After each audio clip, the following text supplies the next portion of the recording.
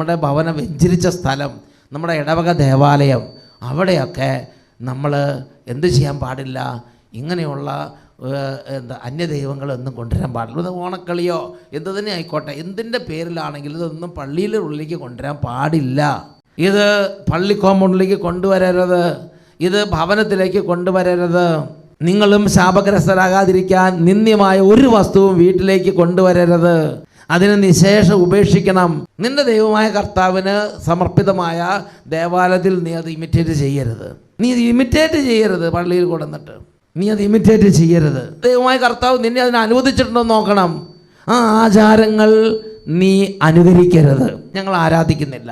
മണ്ണും കൊണ്ടും കളിമണ്ണുണ്ടാക്കിയ ചില ഓണത്തപ്പനെയൊക്കെ കൊണ്ടുവന്ന് വെക്കണേ ഉള്ളൂ, ആരാധിക്കുന്നൊന്നുമില്ല. അതിനോട് ബന്ധപ്പെട്ട് കിടക്കുന്ന ആചാരങ്ങളെക്കുറിച്ച് നമ്മൾ അറിയണം. നിങ്ങളുടെ ദൈവമായ കർത്താവിന് പ്രാർത്ഥനകളും സ്തുതികളും അർപ്പിക്കുന്ന ആലയത്തിൽ ഇങ്ങനെയുള്ള ആചാരങ്ങൾ കൊണ്ടുവന്ന് അത് അനുകരിച്ച് കാര്യങ്ങൾ അവിടെ അനുഷ്ഠിക്കരുത്. കുറച്ച് നിങ്ങളുടെ ഇഷ്ടം, കുറച്ച് ദൈവത്തിൻ്റെ ഇഷ്ടം ചെയ്ത് ഇത് എന്താ ഈ രണ്ട് വണ്ടത്തിൽ കാല് വെക്കണത്? നെഞ്ചത്ത് കൈവച്ച് ആലോചിച്ച് നോക്കണം. എന്തൊക്കെയാണ് നമ്മൾ കാട്ടിക്കൂട്ടിയത് ഇവിടെ കുറച്ച് കാലങ്ങളായിട്ട്. ഇരുമ്പ് വടി കൊണ്ട് മൺകലത്തെ അടച്ചാൽ ചെതറുന്നത് പോലെ ജനതകളുടെ ഇടയിലേക്ക് നിങ്ങളെ ചെതറിക്കുമെന്ന് പറഞ്ഞാൽ ചെതറിച്ചിരിക്കും എന്ന് പറഞ്ഞാൽ, ഒരു മൺകലത്തേൽ ഇരുമ്പെടുത്ത് അടിച്ചാൽ ഉടഞ്ഞു പോകുന്നത് പോലെ നിങ്ങളുടെ മക്കൾ നാനാഭാഗത്തേക്ക് ചെതറിപ്പോകുന്നവർ. ഇങ്ങനെയുള്ള കാര്യങ്ങളിൽ നിഷ്ഠ പുലർത്തണം എന്ന് തന്നെയാണ് ദൈവത്തിൻ്റെ വചനം ദൈവമക്കൾക്ക് കൊടുക്കുന്ന പ്രബോധനം.